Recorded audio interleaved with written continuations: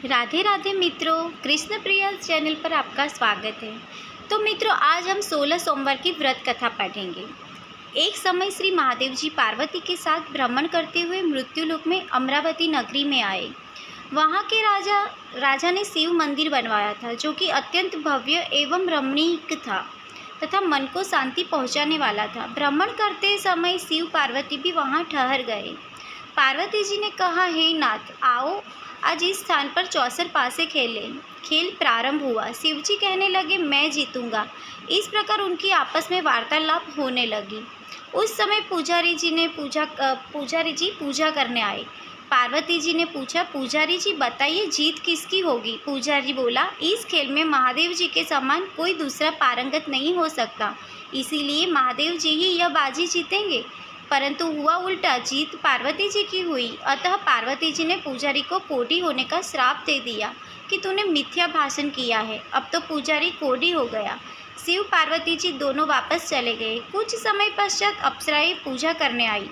अप्सराओं ने पुजारी के उसके कोढ़ी होने का कारण पूछा। पुजारी ने सब बातें बता दी। अप्सराएं कहने लगी, पुजारी जी, आप 16 सोमवार का व्रत करें तो शिव जी प्रसन्न होकर आपका संकट दूर करेंगे।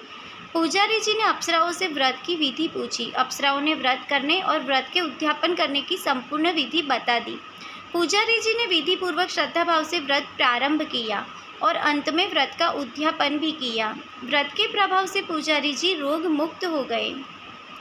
कुछ दिनों बाद शंकर पार्वती जी पुनः उस मंदिर में आए तो पुजारी जी रोग मुक्त देखकर पार्वती जी ने पूछा, मेरे दिए हुए श्राप से मुक्ति पाने का तुमने कौन सा उपाय किया? पुजारी जी ने कहा, हे माता, अप्सराओं द्वारा बताए गए 16 सोमवार के व्रत करने से मेरा यह कष्ट दूर हुआ है।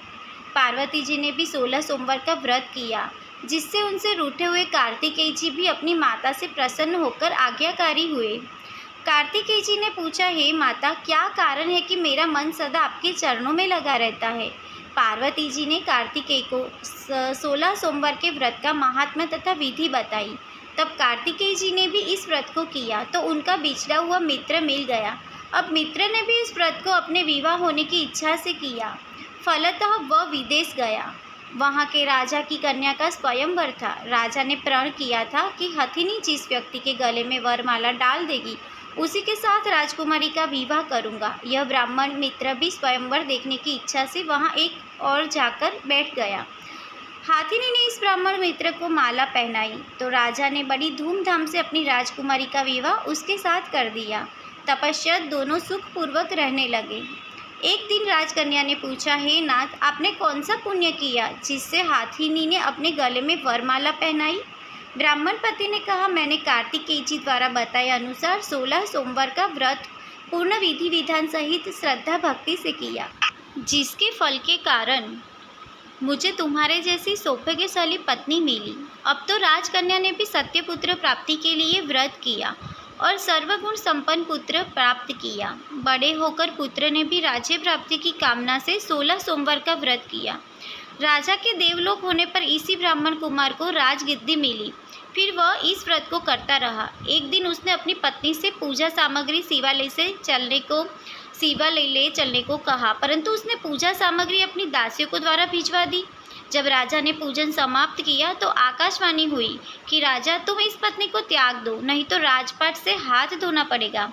प्रभु की आज्ञा मानकर उसने अपनी पत्नी को महल से निकाल दिया। तब वह अपने भाग्य को कोसती हुई एक बुढ़िया के पास गई और अपना दुखड़ा सुनाया तथा बुढ़िया को बताया, मैं पूजन सामग्री राजा के कहे अनुसार शिवालय में नहीं ले गई और राजा ने मुझे निकाल दिया। बुढ़िया ने कहा, तुझे मेरा काम करना पड़ेगा। उसने स्वीकार कर लिया। तब बुढ़िया ने सूत की गठरी उसके सिर पर रखी और बाजार भेज दिया। रास्ते में आंधी आई तो सिर पर रखी गठरी उड़ गई। बुढ़िया ने डांटकर उसे भगा दिया। अब रानी बुढ़िया के यहाँ से चलते चलते एक आश्रम में पहुंची। गोसाई जी उसे देखते ही समझ गए कि यह उच्च घराने की अबला विपत्ति की मारी है। वे उसे धैर्य बंधाते हुए बोले, बेटी, तू मेरे आश्रम में रह, किसी प्रकार की चिंता मत कर। रानी आश्रम में रहने लगी, परंतु जिस वस्तु को वह हाथ लगाती वह वस्तु खराब हो जाती। वह देखकर गोसाई जी ने पूछा, बेटी, किस देव के अपराध से ऐसा होता है? रानी ने बताया कि मैंने अपने पति की आज्ञा का उल्लंघन किया और शिवालय में पूजन के लिए नहीं गई। इससे मुझे घोर कष्ट उठाने पड़ रहे हैं। गुसाई जी ने शिव जी के उसके कुशल क्षेम के लिए प्रार्थना की और कहा, बेटी तुम 16 सोमवार का व्रत विधि अनुसार करो। तब रानी ने विधि पूर्वक व्रत पूर्ण किया। व्रत के प्रभाव से राजा को रानी की याद आई। दूतों को उसकी खोज में भेजा। आश्रम में रानी को देख दूतों ने राजा को बताया। तब राजा ने वहां जाकर गोसाई जी से कहा, महाराज यह मेरी पत्नी है, मैंने इसका परित्याग कर दिया था, कृपया इसे मेरे साथ जाने की आज्ञा दे। शिव जी की कृपा से प्रतिवर्ष 16 सोमवार का व्रत करते हुए वे आनंद से रहने लगे और अंत में शिवलोक को प्राप्त हुए। तो मित्रों, आपको ये कथा कैसी लगी ये हमें प्लीज़ कमेंट बॉक्स में ज़रूर बताना और इस चैनल को सब्सक्राइब ज़रूर करना। तो राधे राधे।